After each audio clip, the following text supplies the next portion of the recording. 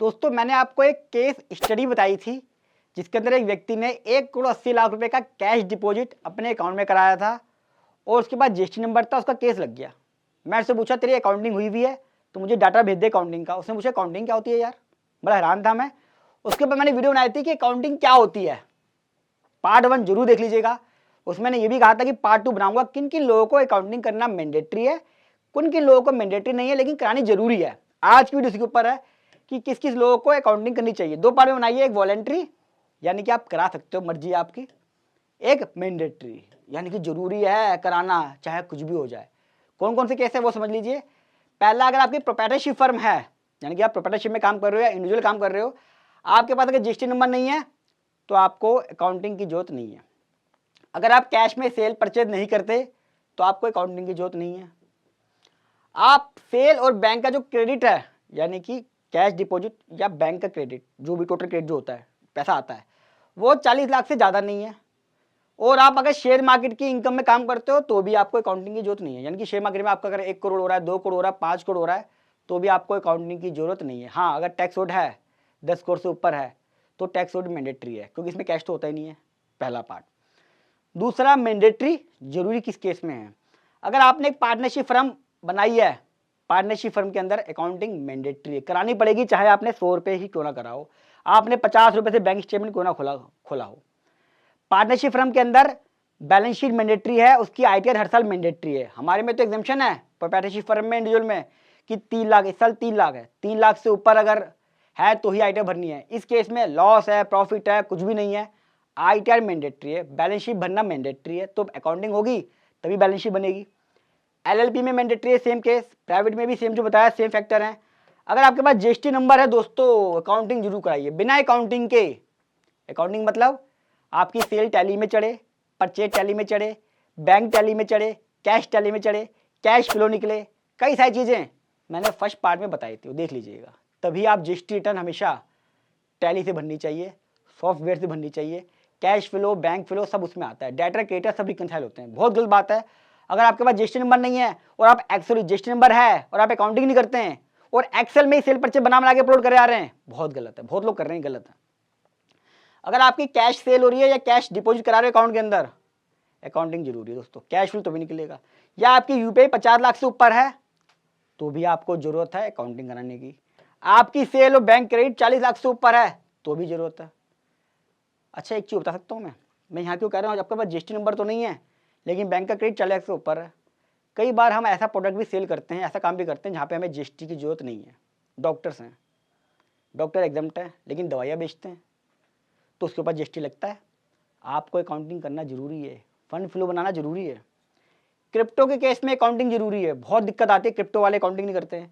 Online game वालों को accounting जरूरी है, इतनी यूपीआई होती है पता ही नहीं चल पाता। जब तक आप अकाउंटिंग नहीं करोगे आपको नहीं पता चलेगा कितना फंड लगाया है, कितना फंड विड्रॉ हुआ है, कितना ओपनिंग है, कितना क्लोजिंग है। टैक्स ऑडिट के लिए भी जरूरी है, टैक्स ऑडिट की मैंने वीडियो अलग बना रखी है।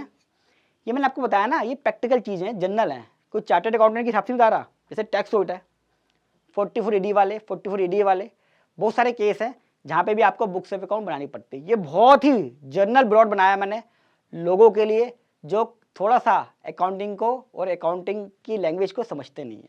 बाकी मैंने लॉ के बारे में कुछ नहीं बताया है, लॉ की वीडियो अलग है। जैसे टैक्स ऑडिट है, 10 करोड़ से ऊपर की अगर सेल है आपकी तो आपको अकाउंटिंग जरूरी है, बैलेंस शीट जरूरी है, टैक्स ऑडिट जरूरी है।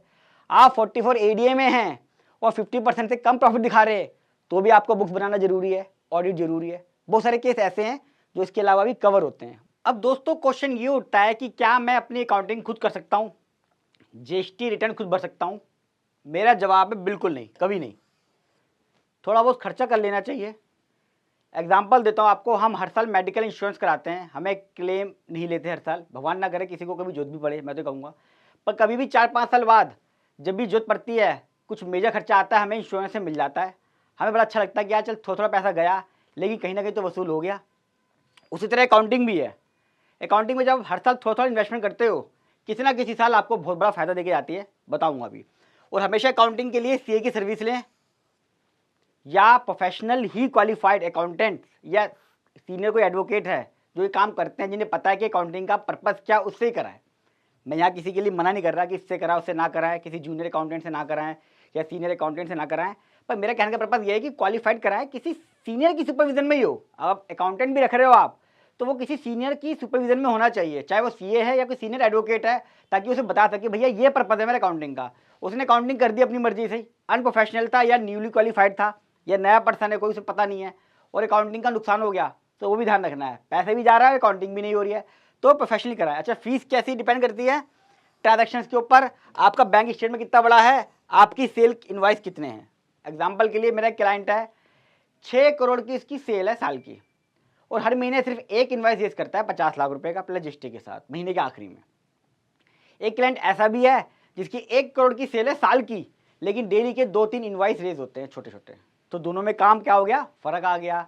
परचेज बढ़ गई, सेल की एंट्री बढ़ गई, बैंक स्टेटमेंट की एंट्री बढ़ गई, तो दोनों की फीस में फ़र्क होगा।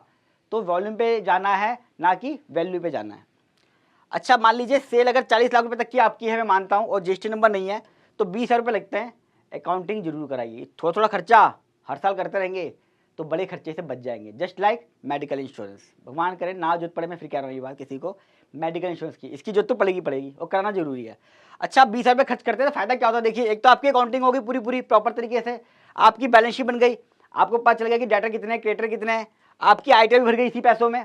आइटम तो भरवाते हो, 4-5 हज़ार खर्च करते हो, टैक्स प्लानिंग होगी प्रॉपर, आपकी कैपिटल बनती है अच्छी खासी, और कभी जरूरत पड़ती है तो सी से या एडवोकेट से या सीनियर अकाउंटेंट अगर है, बातचीत हो जाती है, फायदा हो जाता है।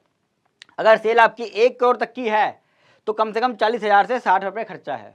दोस्तों, इसको ज़्यादा मत मानना, ये मत सोचना कि इसका फ़ायदा क्या हो रहा है मेरे को, इसका फ़ायदा बहुत ज़्यादा है। जो एक्सेल के अंदर आप क्या करते हो, जीएसटी रिटर्न वगैरह, ये सब बेकार की चीज़ें हैं, इसलिए कह रहा हूँ। जैसे मैंने एग्जाम्पल भी बताया था कि भैया कैश तो ज़्यादा जमा हो गया, लेकिन जो वो थी सेल जीएसटी की, वो सेल कम थी, तो मैच ही नहीं हो पाया। तो ये बहुत ज़रूरी है, अभी अपने अकाउंटेंट, एडवोकेट या सीए से बात करें कि क्या आप मेरी अकाउंटिंग करते हो, नहीं करते हो तो करवाएं। और आप ध्यान रखें, ये खर्चा नहीं है, एक इन्वेस्टमेंट है।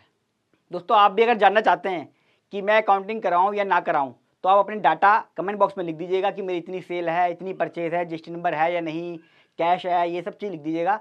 मैं आपको एडवाइस कर दूंगा कि आपको अकाउंटिंग करानी चाहिए या नहीं।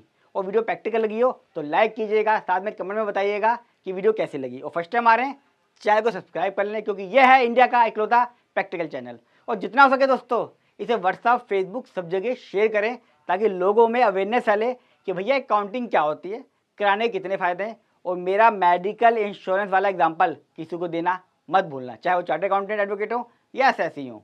फ़ायदा बताने से ही दूसरों को फ़ायदा होगा। जल्द मिलूंगा अगली वीडियो में, तब तक के लिए नमस्कार।